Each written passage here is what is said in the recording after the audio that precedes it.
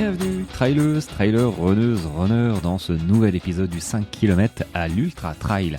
Podcast qui partage des conseils pour que vous puissiez courir et atteindre vos objectifs personnels dans la course à pied. Allez, c'est parti, bienvenue dans ce nouvel épisode, l'épisode du dimanche, qui n'est pas régulier, je te l'accorde. Mais là, j'avais envie de prendre le micro, en fait, parce que, écoute, j'ai lu, là, je viens de lire, en fait, un petit post Facebook, je ne sais pas si tu l'as lu. Alors le titre, c'est un bénévole s'enfuit laissant les trailers en détresse sur le trail de Courcelles. Alors le trail de Courcelles fait 98 km, enfin du moins ce format-là, fait 98 km et 5200 mètres de dénivelé positif. Bon, ça je crois que c'est la première fois que je l'entends, tu vois. Je l'entends. Alors qu'est-ce qui s'est passé réellement ?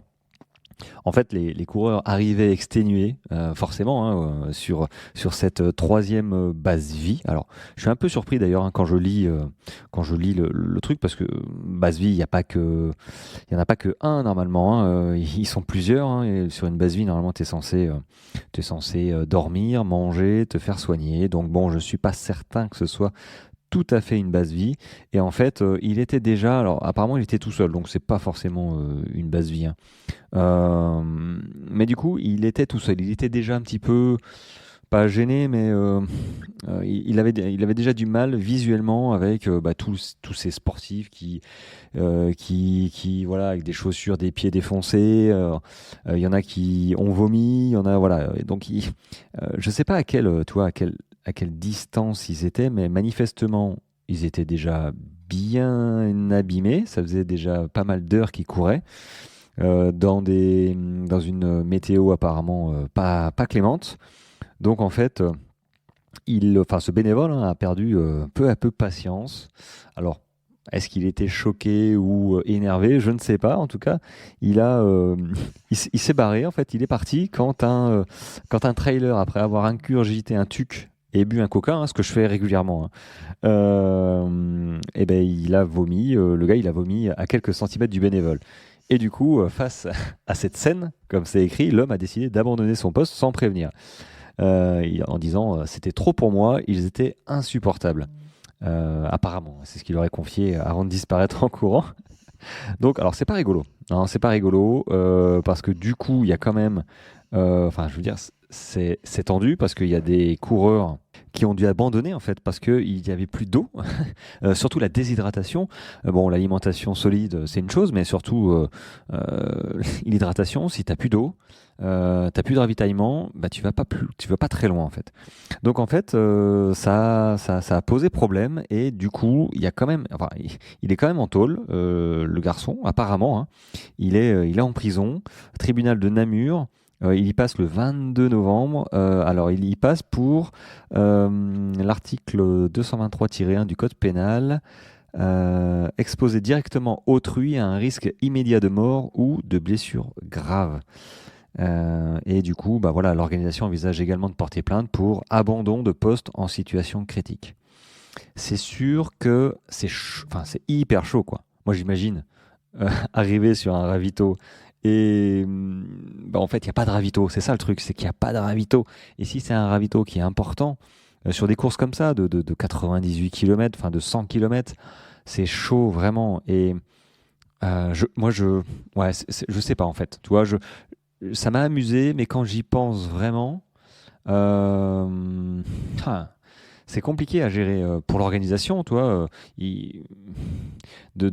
Moi, c'est la première fois que j'entends ça. Donc, qu'est-ce qu'il faut se poser ? Est-ce que le bénévole a pas bien compris vraiment toute l'importance ? Est-ce que déjà il était tout seul ? Moi, ça me choque un petit peu qu'un bénévole soit tout seul. Donc, je connais pas véritablement toute l'étendue de cette histoire. Hein. Mais si c'est vraiment ça. J'aurais été bien énervé en tant que coureur, énervé mais surtout dans la merde en fait, hein, vraiment. Hein, faut le dire tel qu'il est. Hein, quand t'as plus de ravito, que je sais pas, ça fait peut-être 20 bornes entre le précédent et celui-là. Donc après, s'il est pas là, faut attendre encore 10 ou 20 km. Bah oui, il y a des gens qui ont abandonné et c'est compliqué. Alors les bénévoles, il en manque, c'est certain. Et c'est pour ça que moi, j'encourage tout le monde à faire un jour bénévole. Tu vois, moi, aujourd'hui, à l'heure où sort cet épisode, donc dimanche, j'aurais dû faire ce que j'ai fait l'année dernière, c'est-à-dire Serfil, du trail de la passerelle, du 61 km, hein, qui nous emmenait, enfin qui les emmène, qui emmène les coureurs au pic de Nord, au-dessus de Mazamet. Il s'avère qu'il y avait suffisamment de Serfil, donc j'ai laissé ma place, il n'y a aucun problème. À la place, bon, j'irai courir vers chez moi, il y a pas de souci. Je ferai autre chose, mais du coup, je me rends compte que oui, il manque de monde et sans les bénévoles, il n'y a pas de course. Et là, tu le vois, sans ce bénévole-là, ça a été la misère. Il y en a qui ont abandonné. Donc, t'imagines s'il y a un ou deux ou trois bénévoles qui font ça, mais il n'y a plus de course en fait. En fait, s'il n'y a pas assez de monde, il y a pas de course. Parce qu'il y a des garanties à donner, c'est une machine sans nom d'organiser des courses. C'est vrai que et plus il y a de monde en fait, et plus il y a des normes à respecter, et passer un certain nombre de coureurs, bah, il faut des pompiers, il faut des choses obligatoires en fait, pour que le préfet notamment accepte ta course. Alors moi je suis pas organisateur, mais je leur tire mon chapeau parce que ce sont des gens passionnés qui font un boulot de fou, généralement bénévoles. Donc, peut-être pas l'UTMB d'ailleurs, je viens d'y penser. Parce que l'UTMB, ils sont tellement gros qu'ils ont des salariés en fait, quasiment toute l'année, hein, pour gérer toute cette machine en fait. Mais les bénévoles sont vraiment hyper importants et ils en manquent. Et c'est vrai qu'il y a beaucoup de personnes âgées en tant que bénévole, hein. Je me fais souvent cette réflexion. Est-ce que c'est normal, pas normal? Mais au moins ils sont là. Et ça nous permet de nous, coureurs, de courir. Mais c'est vrai que si dans l'année tu prévoyais une fois de faire bénévole sur une course de ton patelin, près de là où tu habites, tu vois, bah, si tout le monde faisait ça, bah, ce serait vraiment cool parce qu'il y aurait plus de problème, vraiment. Il manque toujours de bénévoles et il y en a qui se plient en quatre pour essayer de trouver des solutions. Et quand tu as un bénévole qui se tire comme ça parce que il en peut plus, c'est chaud. Après, moi, je me pose la question, oui, le bénévole, ça se trouve, s'il était malade tout seul, moi, j'ai rarement vu un bénévole tout seul, en fait, tu vois. Donc, c'est ça qui me fait un petit peu tiquer.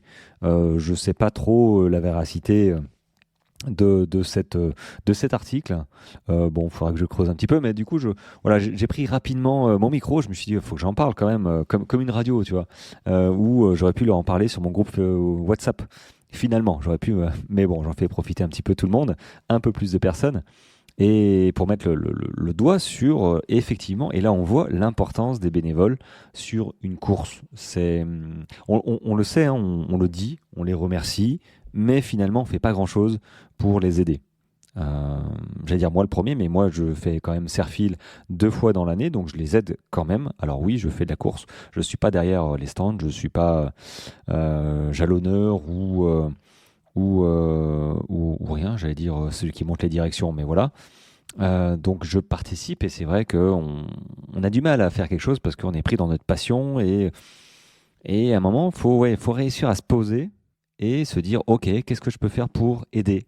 Et je suis certain que si tu contactes un organisateur d'une course près de ta région, dans ta région, et tu lui dis, est-ce que je peux t'aider? Bah oui, c'est certain. Il va dire, bah écoute, tu tombes bien, tu tombes bien. Voilà. Mais il faut encore le vouloir et surtout le décider à un moment, tu vois.